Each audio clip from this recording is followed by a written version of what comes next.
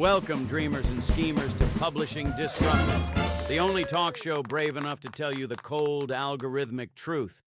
The publishing game hasn't just changed. It's being completely rewritten. Storytelling isn't dying. It's exploding across platforms faster than ever. But the path from keyboard to career, that's caught in a glorious, overwhelming metamorphosis for which most authors are completely unprepared. Today, we dive beneath the surface to expose the invisible architecture shaping modern publishing. Algorithms that decide your fate, the science of discoverability, and the bizarre alchemy that turns one book into a cultural phenomenon while thousands of others fade into digital dust. Disruption.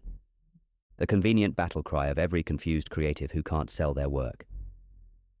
In my day, we called it natural selection and faced it with whiskey and typewriters, not hashtags and growth hacks. And that, dear viewers, is Thesis, not just my cane, the most well-read object in the literary world and the physical manifestation of publishing's old guard. I've been held by Dickens, thrown across the room by Hemingway, completely ignored by thousands of debut novelists who believed passion would somehow overcome market forces. And because we're all about balancing wisdom with wide-eyed optimism, meet our resident author in progress, the eternally caffeinated, perpetually learning Penny Draft. Hi, I'm Penny. I wrote a book. And now I'm knee-deep in metadata, branding advice, and a folder called Final Draft _7_ Real Final Please Work. I discovered that writing the book was just the appetizer before a 7-course meal of marketing, platform building, and existential despair. Nobody prepared me for this part. Nobody ever does. Because today's brutal truth is this: quality is subjective, but visibility is measurable. Taylor Swift whispers about a breakup, and the cultural conversation stops mid-sentence. You pour your soul into 90,000 words, and your announcement gets fewer likes than your neighbor's sourdough recipe. Taylor captured the world's attention before the first note of her new song drops. You're asking readers to find you in a content hurricane, where 7,500 books are published daily on Amazon alone. It was never about quality. It's about pattern recognition and attention economics. Ah! And speaking of patterns, allow me to introduce our digital diva of discoverability, the binary bard of the bestseller lists, the quantum queen of query analytics, Neural Netty, the algorithm whisperer herself. Delighted to optimize this conversation. Though I should clarify that today's gatekeepers aren't people with MFAs in Manhattan offices. They're recommendation engines running on server farms, making judgment calls at millisecond intervals. No leather elbow patches, no martini lunches, just cold calculation and engagement metrics. Hemingway would have had an aneurysm. Let's cut to the uncomfortable core, Nettie. An author bleeds onto the keyboard for months, even years. They finally publish you, and then digital tumbleweeds. What's actually happening behind the scenes? The system didn't register your book as relevant. In computational terms, your creation failed to generate sufficient positive signals to warrant algorithmic amplification. Let me translate that from machine to human. Platforms like Amazon, TikTok, or Goodreads monitor hundreds of micro-interactions, time spent viewing your cover, click-through rates, scroll hesitations, purchase conversions, completion percentages. If 10 potential readers encounter your book and none engage meaningfully, that's not just absence of data, that's actively negative feedback. The algorithm doesn't think, this book needs time to find its audience. It concludes, readers are actively rejecting this content, and it systematically reduces your visibility. So it's not just that no one saw my book. The algorithm is actively hiding it. Not exactly. It's resource allocation. With thousands of books publishing daily, the platform needs to allocate views and attention inventory. Without positive feedback, you'll lose your virtual shelf space to another product. Consider this real-world scenario. 2 debut thrillers launch on the same Tuesday. Both are well-written, but one has a provocative title that creates cognitive tension, cover design that signals genre conventions precisely, and a product description that promises specific emotional payoffs in the first 60 words. The other has literary ambitions, a metaphorical title, an artistically ambitious cover, and a description that prioritizes theme over plot. The first book gets clicked 22% of the time it's shown. The second, 4%. Within hours, not days, hours, the algorithm has enough data to start preferentially displaying the first book.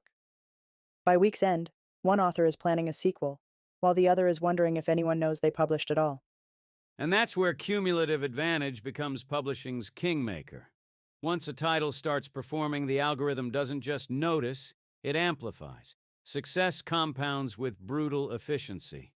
Let me break this down. A book gets a few early clicks, which earns it slightly more visibility, which generates more engagement signals, which triggers recommendation systems, which creates social proof through sales rankings, which attracts promotional consideration, which accelerates visibility further. And suddenly you're not just published, you're unstoppable. This is how a book with higher initial sales becomes a million seller, while another, potentially more profound, struggles to break 200 copies. Not because one definitively satisfies readers more, but because one created enough early momentum for the system to bet on it. In today's marketplace, the book that's easiest to discover becomes the book that's impossible to miss. In the golden age, this was called having a powerful patron. Now it's called optimizing for user retention metrics. The language changes, the game remains. So, I need to be a marketing expert before I even have readers? That feels impossible. You need to understand pattern recognition at scale. The system doesn't just evaluate individual books. It builds predictive models around creators. Every launch, every engagement pattern, every reader completion rate. It's all training data. When you publish consistently in the same conceptual territory, serving a recognizable reader archetype, the algorithm develops confidence in what to expect from you. That confidence translates directly to visibility allocation. Your first book? You're a statistical unknown. Your third or fourth in a coherent series or brand? You're a pattern the system can predict. And prediction is what these platforms value above all else. We used to call it finding your voice. Now it's algorithmic consistency. Which explains why established authors launching something radically different often underperform expectations. They're essentially starting from zero again, algorithmic reputation-wise. So what's the tactical takeaway? Besides sacrificing a goat at the altar of the algorithm. Start by understanding and optimizing your decision points. For readers, these are the moments of choice. Your title, your cover, your categories, your description, your first page.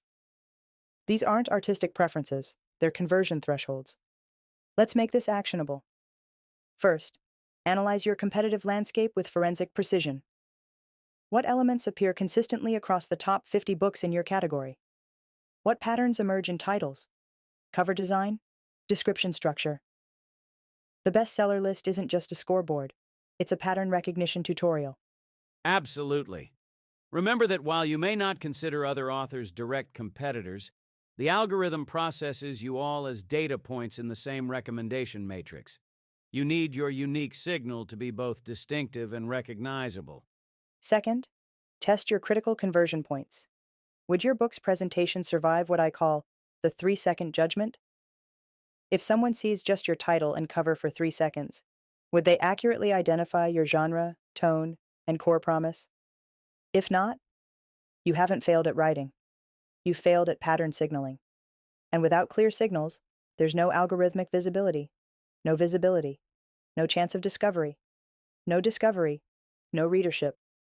So, it's not selling out to care about covers and keywords? It's just being discoverable? It's infrastructure. The most brilliant house ever designed remains unknown if built without roads leading to it. Pattern recognition isn't commercialization. It's communication at scale. If you truly believe in your story, you owe it visibility. Understanding the system isn't compromising. It's strategic empowerment. Netty, you're a revelation in binary form. Final wisdom for our viewers? Audit your digital footprint ruthlessly. Does every element of your book's presentation create instant recognition in your target audience? Would your ideal reader identify it as for them within seconds? If not, This isn't an artistic problem. It's a signaling problem. And unlike writer's block, it's completely solvable with the right data. There it is. Visibility isn't mystical, it's mathematical. Don't scream into the void. Whisper the right signals to the algorithm. Better yet, make the algorithm shout for you. This has been Publishing Disrupted. I'm Professor Popularity. And if nobody's reading your masterpiece, it's not a tragedy. It's strategy. Solve for visibility first, and readers will discover the brilliance you've created. And don't forget to register for Author Nation 2025 in Las Vegas this November, where we'll be disrupting conventional wisdom in person.